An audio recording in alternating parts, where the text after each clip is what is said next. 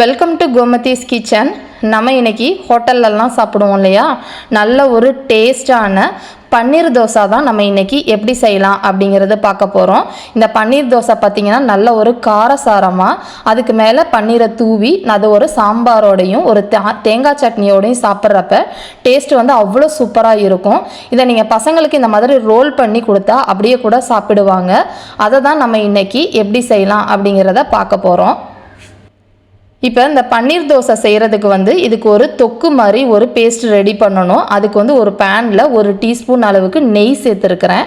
அந்த நெய் வந்து நல்லா வந்து உருகி சூடானதுக்கப்புறமா இதில் ஒரு 2 டேபிள் ஸ்பூன் அளவுக்கு கடலை மாவை சேர்த்துக்கோங்க. கடலை மாவு வந்து நல்லா வந்து பச்சை வாசனை போயிட்டு நல்லா வந்து ஒரு நம்ம மைசூர் பாக்குக்கெல்லாம் வறுப்போம் இல்லையா, அந்த மாதிரி நல்ல வாசனை வர அளவுக்கு வறுத்துக்கணும். தீயை வந்து குறைச்சி வச்சு நீங்கள் வறுத்தீங்கன்னா மட்டும்தான் இந்த மாதிரி நல்லா வந்து வறுபடும், பச்சை வாசனையும் போயிடும். நம்ம மாவு வந்து கருகாமல் பார்த்துக்கோங்க. இந்த மாதிரி மாவு வந்து பொலன்னு கோல்டன் கலரில் வறுபட்டதுக்கு அப்புறமா அதை ஒரு தட்டுலேயோ இல்லை பாத்திரத்துலையோ மாற்றி எடுத்து வச்சுக்கோங்க. இப்போ வந்து நம்ம அந்த பேன்லேயே இப்போ கிரேவி செய்ய ஆரம்பிச்சிடலாம். இது கொஞ்சம் நேரம் ஆறட்டும். ஆறுனதுக்கு அப்புறமா தான் நம்ம கிரேவியில் சேர்க்க போகிறோம்.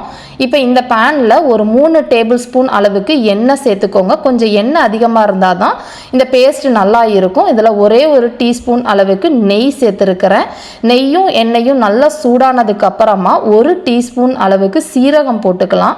இதுலேயே ஒரே ஒரு பட்டை, 4 கிராம்பு, 2 ஏலக்காய் வந்து சும்மா நசுக்கி மட்டும் சேர்த்து இந்த மாதிரி சேர்த்துக்கோங்க. அப்போ நல்ல ஒரு ஃப்ளேவர் கிடைக்கும். இது எல்லாத்தையுமே நம்ம வந்து பொரிய விடணும். நம்மளோட கரம் மசாலா பார்த்திங்கன்னா நல்லா செவந்து வரணும், அப்போ தான் நல்லா இருக்கும். இதில் 2 வந்து வரமிளகாவை கிள்ளிலாம் போட வேண்டாம், அதை முழுசாகவே போட்டுட்டு நல்லா வறுக்க விட்டுருங்க. இதில் ஒரு 1/4 டீஸ்பூன் அளவுக்கு பெருங்காய பொடியும் சேர்த்துட்டு நல்லா இந்த மாதிரி வறுத்து எடுத்துக்கோங்க 1 நிமிஷத்துக்கு. இது தீயை வந்து மீடியமாகவே வச்சுக்கோங்க. இப்போ வந்து நல்லா 1 கப் அளவுக்கு நான் வந்து ஒரு பெரிய 2 வெங்காயம் வந்து நல்லா உரிச்சிட்டு நம்ம வந்து மிக்சியில் பல்ஸில் 2 தடவை விட்டிங்கன்னா ரொம்ப வந்து பேஸ்ட் மாதிரி ஆறக்கூடாது, இந்த மாதிரி குறன்னு இருக்கணும். இதை வந்து நல்லா இந்த எண்ணெயிலேயே வதக்கி பச்சை வாசனை நல்லா போயிட்டு ஒரு மாதிரி கோல்டன் கலரில் நம்மளோட வெங்காயம் வந்து வதங்கணும். இதில் ஒரே ஒரு டீஸ்பூன் அளவுக்கு நீங்கள் வந்து உப்பு சேர்த்து வதக்கினீங்க அப்படின்னா நல்ல சீக்கிரமாகவும் வதங்கிடும், நமக்கு சீக்கிரம் அடியும் பிடிக்காது. இப்போ இந்த மாதிரி பச்சை வாசனை போய் இந்த கலராக ஆனதுக்கு அப்புறமா ஒரு 1/2 டேபிள் ஸ்பூன் அளவுக்கு நம்ம வந்து இஞ்சி பூண்டு பேஸ்ட்டையும் போட்டு அதோட பச்சை வாசனை போகிற அளவுக்கு வதக்கிக்கலாம். தீயை வந்து மீடியம் தீயிலேயே வச்சு வதக்குங்க. அப்படி இல்லைன்னா நமக்கு அடிபிடிக்க ஆரம்பிச்சிடும். இல்லாட்டி நீங்கள் வந்து நல்லா அடிகனமான இந்த மாதிரி இரும்பு பாத்திரம் எடுத்துக்கிட்டாலும் அவ்வளோ சீக்கிரம் உங்களுக்கு அடி பிடிக்காது. இந்த மாதிரி நல்ல பச்சை வாசனை போனதுக்கப்புறம் பார்த்தீங்கன்னா நம்மளோட இஞ்சி பூண்டு பேஸ்ட்டும் வெங்காயமும் இந்த மாதிரி கோல்டன் கலரில் ஆகியிருக்கும். இப்போ நல்லா 1 டேபிள் ஸ்பூன் அளவுக்கு மிளகாய்த்தூள், 1/2 டேபிள் ஸ்பூன் அளவுக்கு நம்ம வந்து கொத்தமல்லி தூள் சேர்த்துக்கலாம். 1/8 டீஸ்பூன் அளவுக்கு மஞ்சள் தூள் சேர்த்துக்கோங்க. ஒரு 1/2 டீஸ்பூன் 1 டீஸ்பூன் அளவுக்கு சீரகத்தூள் சேர்த்துக்கோங்க. இதில் 1 டீஸ்பூன் அளவுக்கு கரம் மசாலா தூள். இது எல்லாத்தையுமே சேர்த்துட்டு மீடியம் தீயில் வச்சுட்டு நல்லா வந்து இந்த மசாலா இதுலேயே வதங்குச்சு அப்படின்னா பச்சை வாசனை சீக்கிரமாக போயிடும். ரொம்ப தீயை அதிகமாக வச்சுக்கிட்டீங்க அப்படின்னா மசாலா அடி பிடிக்க ஆரம்பிச்சு, அதனால் ஜாக்கிரதையாக போட்டு வதக்கிடுங்க. நல்லா இதோட பச்சை வாசனை போய் இந்த மாதிரி எண்ணெய் பிரிஞ்சு வந்ததுக்கு அப்புறமா 2 கப் அளவுள்ள நம்ம தக்காளியை வந்து அதே மாதிரி தான் பல்ஸில் ஒரு 3 தடவை விட்டீங்க அப்படின்னா இந்த மாதிரி குறன்னு பேஸ்ட் ஆகிக்கும்.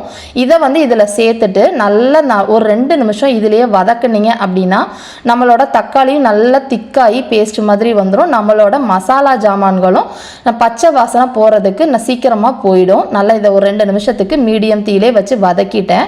இந்த சமயத்தில் நம்ம வறுத்து எடுத்து வச்சுருக்க கடலை மாவையும் இதிலேயே சேர்த்துக்கோங்க. இதிலேயே சேர்த்து இதையும் வதக்க ஆரம்பிச்சிடலாம்.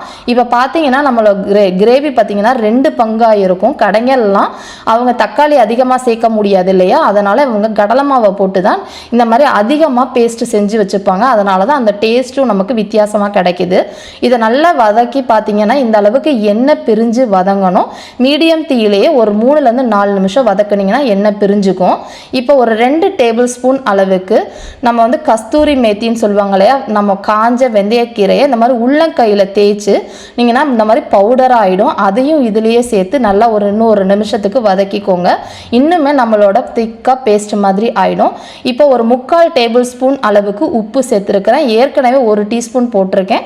இந்த உப்பு இதுக்கு போதுமான அளவு. உங்களுக்கு அதிகமாகவோ இல்லை குறைச்சலா தேவைப்பட்டுச்சுன்னா அதுக்கேற்ற மாதிரி சேர்த்துக்கோங்க. நல்ல எண்ணெய் பிரிஞ்சு தொக்கு மாதிரி வதங்கிருச்சு பார்த்தீங்கன்னா தெரியும். இந்த சமயத்தில் ஒரு 1/2 கப் அளவுக்கு தண்ணி சேர்த்துக்கலாம். தண்ணி சேர்த்து இன்னும் ஒரு 2 நிமிஷம் நல்லா கொதிக்க விடுவோம். கொதிச்சுது அப்படின்னா நம்மளை கிரேவியிலேருந்து நல்லா எண்ணெய் பிரிஞ்சு மேலே மிதக்க ஆரம்பிக்கணும். அந்த அளவுக்கு வதங்கணும். ஒரு 2லேருந்து 3 நிமிஷம் நல்லா வதங்கினதுக்கு அப்புறமா 1 டேபிள் ஸ்பூன் அளவுக்கு தயிர் சேர்த்துக்கோங்க. தயிர் நல்லா திக்கான தயிராக, புளிக்காத தயிராக பார்த்து சேர்த்துக்கணும். அதையும் சேர்த்து இந்த மாதிரி வதக்கிட்டு இந்த சமயத்தில் ஒரு 2 பச்சை மிளகாவை இந்த மாதிரி கீரி போட்டு சேர்த்துக்கிட்டோம் அப்படின்னா அதோட பச்சை மிளகாவோட ஃப்ளேவர் நல்லாயிருக்கும். நல்ல காரசாரமாக இருக்கும் இந்த கிரேவி. நீங்கள் வந்து உங்கள் பசங்களுக்கு கொடுக்க போகிறீங்கன்னா காரத்தை பார்த்து சேர்த்துக்கோங்க. ஆனால் இந்த கிரேவிக்கு கொஞ்சம் காரமாக இருந்தால் தான் தோசை நல்ல டேஸ்ட்டாக இருக்கும்.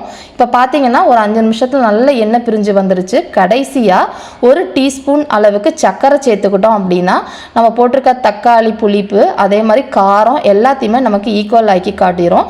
இந்த மாதிரி கிரேவி திக்கானதுக்கு அப்புறமா ஒரு கைப்பிடி அளவுக்கு பொடியாக நறுக்கினா கொத்தமல்லி இலையும் போட்டுட்டு நல்லா கலந்து விட்டுட்டு அடுப்பை ஆஃப் பண்ணிவிடுங்க. நம்ம பன்னீர் தோசை செய்கிறதுக்கு நம்ம பேஸ் வந்து கிரேவி ரெடி ஆகிடுச்சு. இதுக்கு அடுத்து என்ன செய்யலாம் அப்படிங்கிறத பார்ப்போம். நான் இப்போ இன்றைக்கி வந்து நம்ம நார்மலாக வீட்டில் அரைக்கிற தோசை இட்லி மாவு தான் எடுத்து வச்சுருக்கிறேன். இதில் வந்து ஒரு 2 கப் மாவுக்கு 3/4 டேபிள் ஸ்பூன் அளவுக்கு கடலை மாவு, ஒரு 1/2 டேபிள் ஸ்பூன் அளவுக்கு சர்க்கரை, இது ரெண்டையுமே சேர்த்து இதில் கலந்துக்கோங்க. இந்த தோசை மாவு இட்லி மாவு எப்படி அரைக்கிறேங்கிறத வந்து லிங்க் டிஸ்கிரிப்ஷன் பாக்ஸில் கொடுத்துருக்கேன், பார்த்துக்கலாம். கடைகளில் இந்த மாவுக்கு வந்து 4 கடலைப்பருப்பை சேர்த்து போட்டு அரைச்சிக்குவாங்க. இந்த மாதிரி தோசைங்களுக்கு நம்ம வீட்டில் அது செய்யாதனால நம்ம கடலை மாவு சேர்த்துக்கிறோம். அதே மாதிரி பன்னீர் வந்து 1 கப்பு அளவுக்கு நம்ம வந்து துருவி எடுத்து வச்சுக்கலாம். டேரெக்டாகவே நீங்கள் அதில் துருவிடலாம் தோசையில். பட் டக்குன்னு போட்டு எடுக்கிறப்ப ஈஸியாக இருக்குங்கிறதுக்காக 1 கப் அளவுக்கு இந்த மாதிரி பெரிய நம்ம கேரட் துருவுறதை வச்சு இந்த மாதிரி துருவி எடுத்து வச்சுக்கோங்க. 1 கப்பு அளவுக்கு நான் இப்போ எடுத்து வச்சுருக்கிறேன். ஒரு 4 தோசைக்கு இது சரியாக இருக்கும். இப்போ நல்லா வந்து தோசைக்கல்லை சூடு பண்ணதுக்கு அப்புறமா நல்லா வந்து தோசைக்கல் ஓரளவு சூடாக இருக்கணும். இப்போ அந்த மாவு வந்து இந்த அளவுக்கு திக்காக இருக்கணும், ரொம்ப தண்ணியாக இருக்கக்கூடாது. ஊற்றிட்டு நல்லா நம்ம தோசை ஊற்றுற மாதிரியே நல்லா பெரிய சைஸாக மெல்லிஸாக ஊற்றிக்கோங்க. இப்போ பார்த்தீங்கன்னா இந்த அளவுக்கு ஊற்றியாச்சு. இப்போ நல்லா ஒரு 3 டேபிள் ஸ்பூன் அளவுக்கு நான் வந்து நம்ம இந்த எடுத்து வச்ச கிரேவி வந்து ஊற்றிக்கிட்டேன். அதில் 4 பச்சை மிளகாவை இந்த மாதிரி 4 போட்டு அது கொஞ்சமாக வெங்காயம் போட்டுக்கோங்க. கொஞ்சமாக வந்து கொத்தமல்லி பொடியாக நறுக்கினது சேர்த்துட்டு கொஞ்சம் எவ்வளோ எண்ணெய் வேணுமோ எண்ணெயோ நெய்யோ வெண்ணெயோ உங்களுக்கு டேஸ்ட்டுக்கு ஏற்ற மாதிரி எவ்வளோ வேணுமோ அதில் சேர்த்துக்கோங்க. உடனே வந்து நம்ம வந்து பரப்பி விடக்கூடாது, தடவி விடக்கூடாது. ஓரளவு மாவு வந்து தோசை மாவு வெந்ததுக்கு அப்புறமா தான் நம்ம போட்ட அந்த தக்காளி கிரேவியை வந்து நம்ம தடவி விடணும். அப்படி இல்லைன்னா மாவோடையே தடவுனீங்க அப்படின்னா ஒரு மாதிரி குழன்னு ஆகிடும் நம்மளோட தோசை.